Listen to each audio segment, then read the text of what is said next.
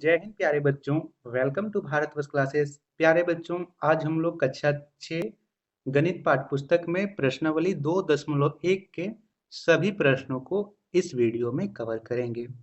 बच्चों, प्रश्नावली 2.1 में प्राकृत संख्या और पूर्ण संख्याओं से संबंधित प्रश्न है। इसके अलावे परवर्ती संख्या और पूर्ववर्ती संख्याओं से संबंधित प्रश्न है। आपको इस वीडियो के बाद कहीं पे भी डाउट नहीं होगा कि प्राकृत संख्या पूर्ण संख्याओं में क्या अंतर है, परवर्ती संख्या और पूर्ववर्ती संख्याओं में क्या अंतर है। तो आप लोग कॉपी पेन लेके बैठिएगा, एक एक चीज को नोट कीजिएगा। और हाँ बच्चों, कहीं भी आपको डाउट होता हो, एक भी चीज आपको समझ नहीं आती हो, तो आप कमेंट जरूर कीजिए। ठीक है। प्रश्न संख्या 1 दे रखा है, निम्नलिखित पूर्ण संख्याओं के परवर्ती संख्या लिखिए। परवर्ती संख्या का मतलब होता है बच्चों कि तुरंत बाद वाली संख्या।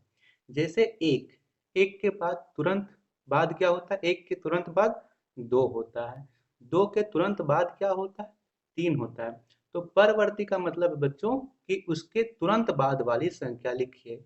नौ, नौ के तुरंत बाद क्या होता है? नौ के तुरंत बाद होता है 10। तो हमारा उत्तर होगा 10। बिल्कुल आसान है। प्रश्न संख्या 2 है 17। 17 के बाद क्या होता है? 17 के बाद होता है 18। तो हमारा उत्तर होगा 18।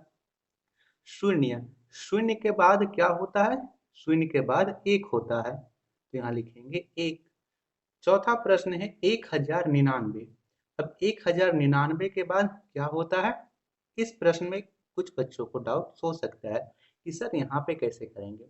तो बच्चों यहाँ पे क्या करना है, आपको अंतिम में देखना है कितने नौ है, दो, यहाँ पे नौ है, तो आपको दो यहाँ शून्य लगा देना है। 10 के बाद 11 यानी 1100 होगा।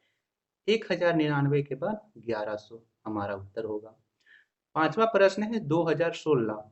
तो 2016 के बाद क्या होगा? 2017। अंतिम का अंक बदल देंगे, 2016 है तो यहाँ 2017 हो जाएगा।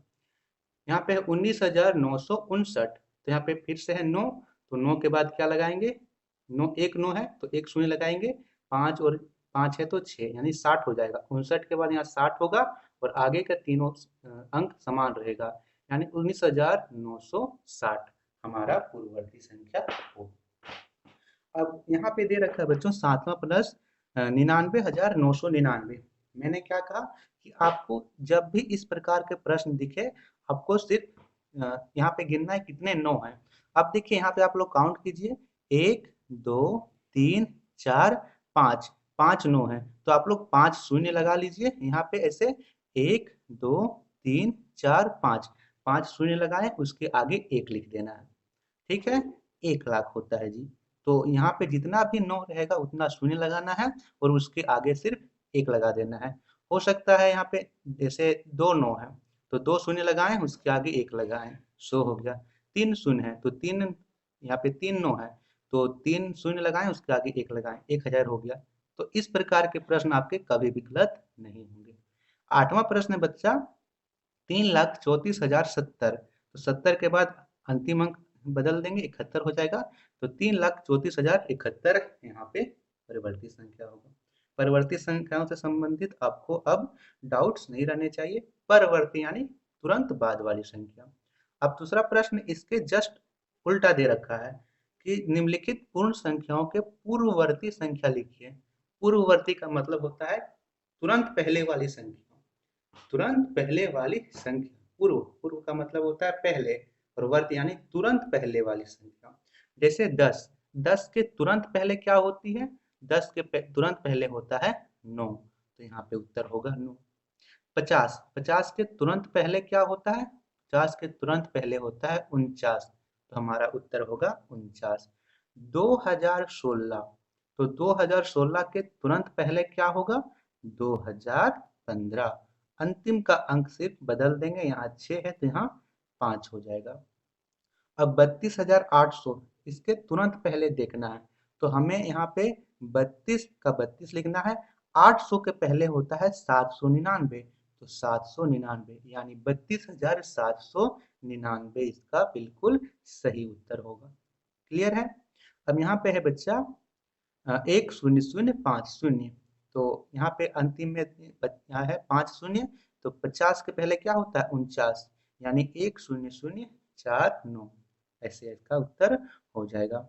उसके बाद अगला प्रश्न दे रखा है बच्चों 720091, तो अंतिम का 2 अंक देखेंगे, यहाँ 91 है, 91 के पहले होता है 90, यानी 91 के पहले होता है 90, तो इधर से होगा 720090, यहाँ से हो जाएगा।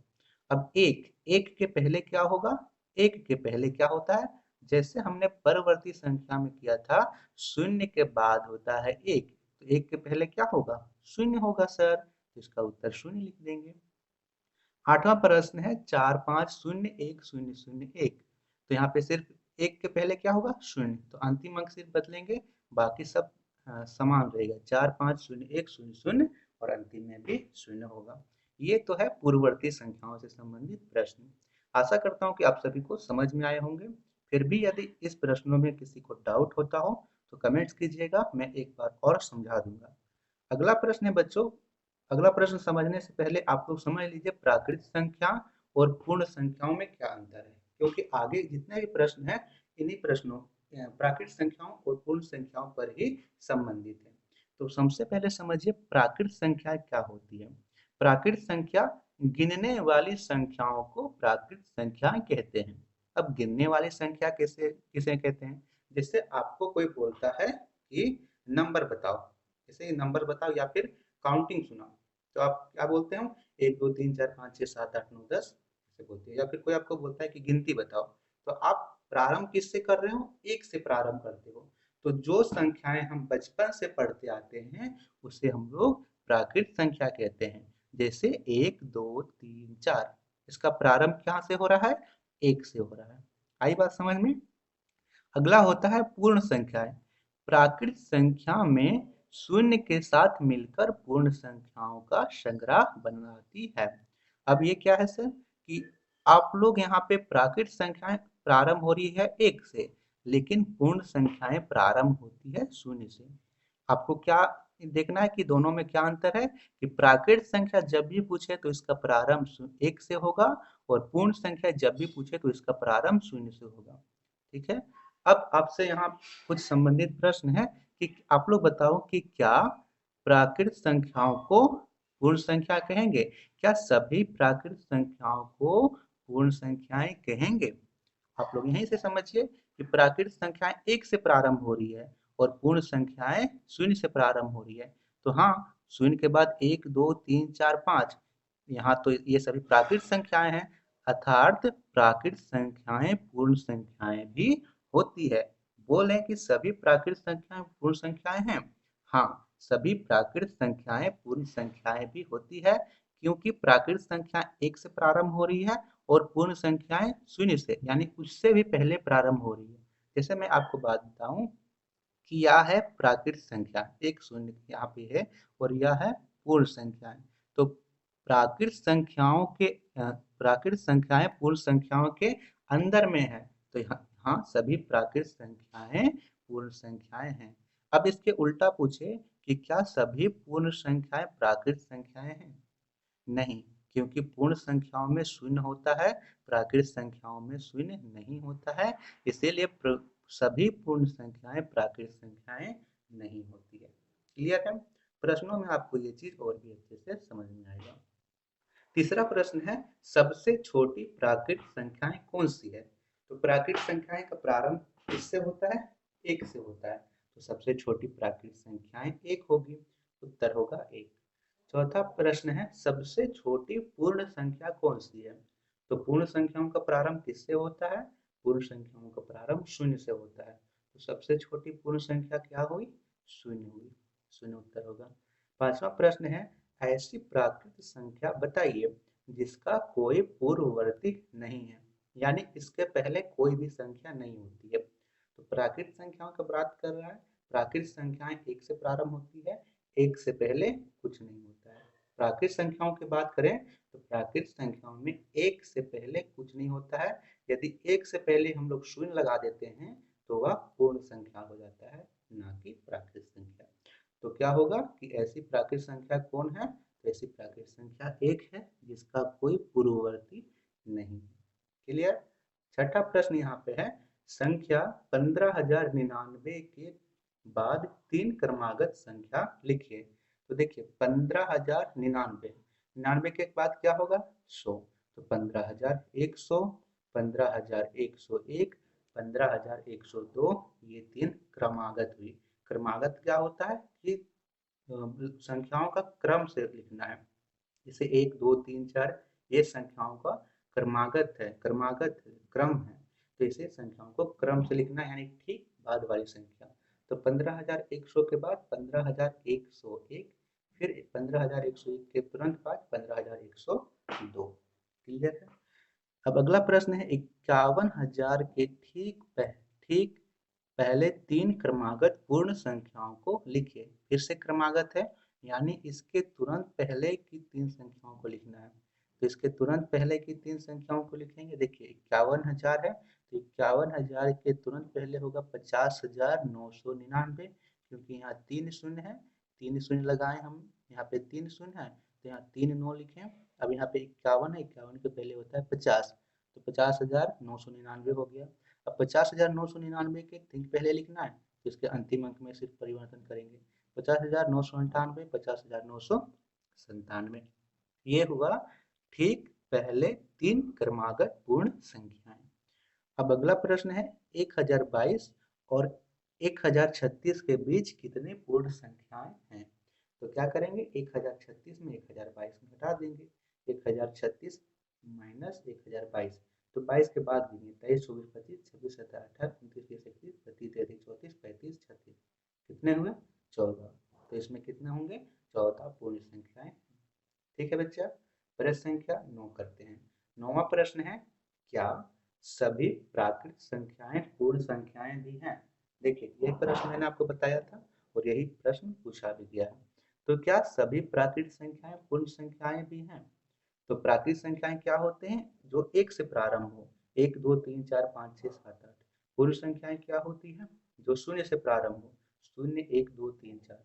तो प्राकृत संख्याएं पूर्ण संख्याएं है और सभी प्राकृत संख्याएं पूर्ण संख्या हैं, क्योंकि प्राकृत संख्याएं 1 से प्रारंभ हो रही है, पूर्ण संख्या 0 से प्रारंभ होती है, तो 0 के बाद की संख्या प्राकृत संख्या ही होती है, तो पूर्ण संख्या के अंतर्गत सभी प्राकृत संख्याएं आती है। अब इसका उल्टा है कि क्या सभी पूर्ण संख्याएं प्राकृत संख्याएं भी हैं। नहीं जी, यह संभव नहीं है, क्योंकि प्राकृत संख्याओं का प्रारंभ 1 से होता है, पूर्ण संख्याओं का प्रारंभ 0 से होता है, तो सभी पूर्ण संख्याएं प्राकृत संख्याएं नहीं है। लिखेंगे इसका उत्तर में, नहीं सभी पूर्ण संख्या प्राकृत संख्या नहीं है। क्लियर। 11वां प्रश्न है, वह कौन सी पूर्ण संख्या है जो प्राकृत संख्या नहीं है।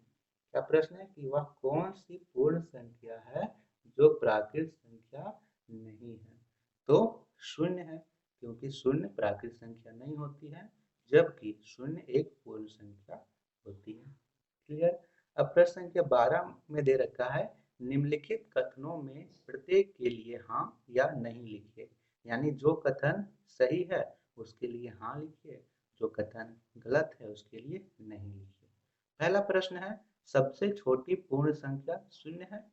हमने यह देखा कि सबसे छोटी पूर्ण संख्या 0 है, तो यह कथन सही है, सही है तो लिखेंगे हाँ।